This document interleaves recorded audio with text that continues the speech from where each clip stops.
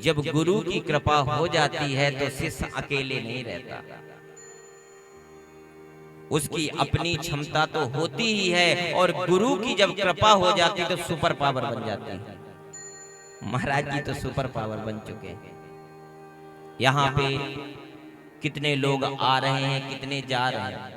कोई यह एक ऐसा आश्रम है पूरे प्रयागराज में जहां पे बता के कोई नहीं आता। महाराज के पास बोलते हैं हम 5 आएंगे, लेकिन आते 10 है, और वो बेचारे आराम भी नहीं कर पाते। और संगत सेवा में, आप जगत भगत की सेवा में नित्य निरंतर रहते रहे, और ऐसे पूजनीय महान पुरुषों के दरबार में आप लोग एक एक नहीं 2 कथाएं सुन रहे हैं 2 शिफ्ट में। आचार्य श्री नैमी सारण क्षेत्र से आए हुए हैं, परम विद्वान, जो अपने पिताजी को मात्र निमित्त करके गंगा मैया, जमुना मैया और समस्त तीर्थ राज के देवी देवताओं को निमित्त करके कथा सुना रहे हैं। ऐसे परम पूजनीय विप्र भगवान के भी चरणों में वंदना करते हैं हम। परम सुशील, और बार बार पुनः श्री देवराहा बाबा के चरणों में साष्टांग भाव से नमन करते हुए आइए अपने जीवन की वो यात्रा प्रारंभ करें जिस यात्रा के लिए हमने जन्म लिया है। यही हमारी परम सत्य और परम शुभकारी यात्रा है, जो कि हम बैठ के यहाँ पे कथा श्रवण कर रहे हैं।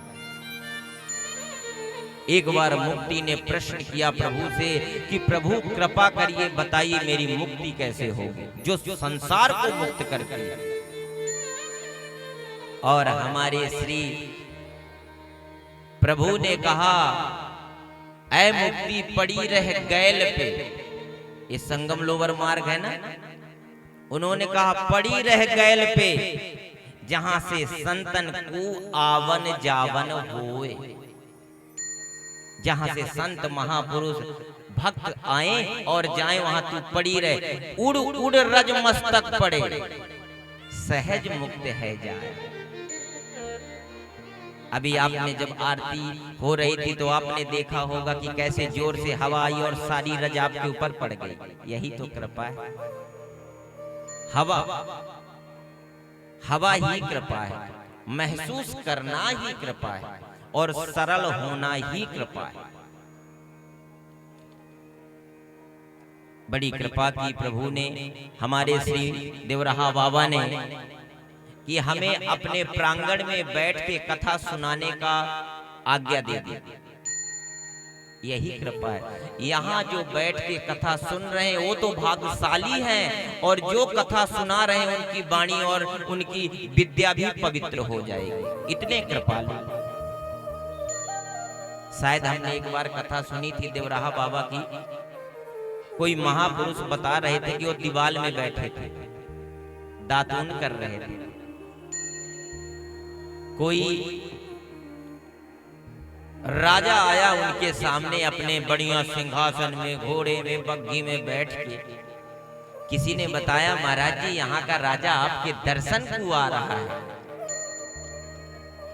महाराज जी ने कहा, राजा के पास घोड़े हाथी हैं, हमारे पास तो कुछ नहीं। और जिस दीवाल में बैठे थे, दातून कर रहे थे, उसी दीवाल को बोले, चल आज मेरी सवारी तू ही बन जा, और दीवाल उड़ के चल पड़ी। ऐसे परम वंदनीय संतों की शरण में हैं हम, और दीवाल चल के गई। एक महापुरुष में ही इतनी पावर है जो निर्जीव को सजीव, सजीव को निर्जीव कर सकता है, और दोनों को एक जैसा करके पार ब्रह्म परमेश्वर से मिला सकता है। वो संत ही कर सकते हैं। ऐसे महान संत श्री देवराहा बाबा की शरणागति हमें मिली है। और कल की आपने कथा सुनी महात्म्य की, संक्षिप्त महात्म्य का वर्णन हुआ। इस पूरे प्रयागराज में जगह जगह पंडाल में बड़े बड़े विद्वान, ज्ञानी, अमलात्मा कथा कर रहे हैं। हम तो उनके चरणों की कहते हैं ना धूली के बराबर भी नहीं है। ऐसे महान विद्वान सामने शांति दूत श्री देवकी नंदन ठाकुर जी का पंडाल लगा है।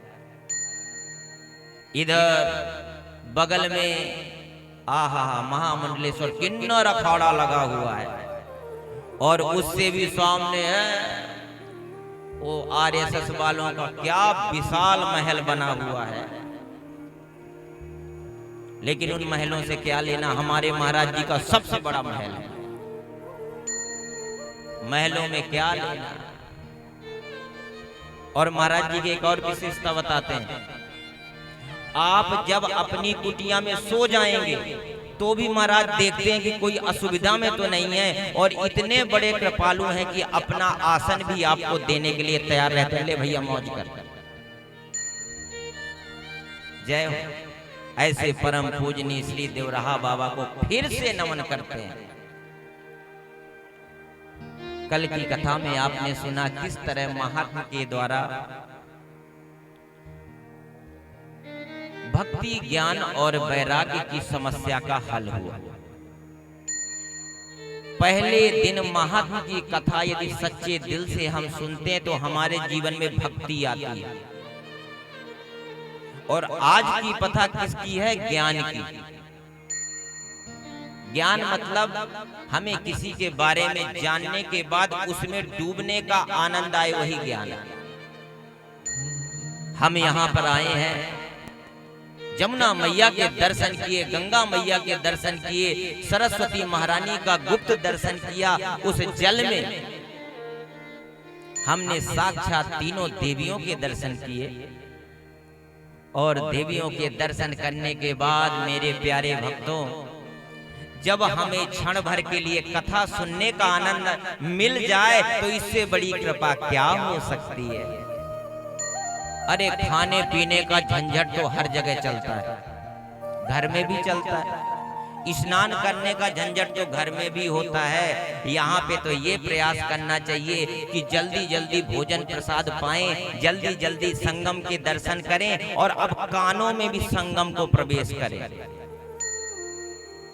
1 2 3 ये तीनों त्रिवेणी हैं, कान नाक और मुंह, ये त्रिवेणी है। स्नान करने के बाद भी आपको पता ही नहीं स्नान कैसे करना है, कथा सुनी नहीं तो कैसे हर हर गंगे कर लिए बस हो गया काम। इसलिए सत्संग जरूरी है, बहुत जरूरी है। और सत्संग के द्वारा नारद जी की कृपा हुई। सनक सनंदन सनातन सनत कुमार जी ने उनको ऊपर कृपा की, और जो भक्ति देने वाली है उसकी भी समस्या का हल किसने किया? संतों ने। जो सारी दुनिया को भक्ति देती है उसके ऊपर कृपा किसकी हुई? संत की। संत समागम हरि कथा तुलसी दुर्लभ दो, दारा सुत अरु लक्ष्मी पापी के घर हो। बड़ी अपार कृपा हुई। वहां पे विराजमान 88,000 सौनक ऋषि गदगद हो गए श्री सूत जी की कथा सुनने के बाद।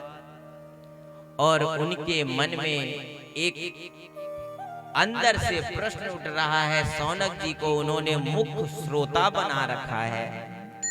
बोले महाराज आपने कथा तो हमें सुनाई, अब एक कृपा करिए कि हमारे ऊपर और ये कृपा करिए कि कथा बंद न करिए।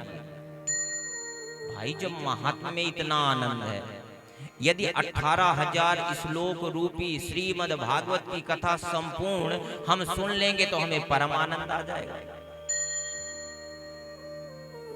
और श्री नारद जी की आज्ञा से तो वेद व्यास जी का ये जो ग्रंथ है 17 पुराण 4 वेद, उनका पका हुआ फल है सज्जनों।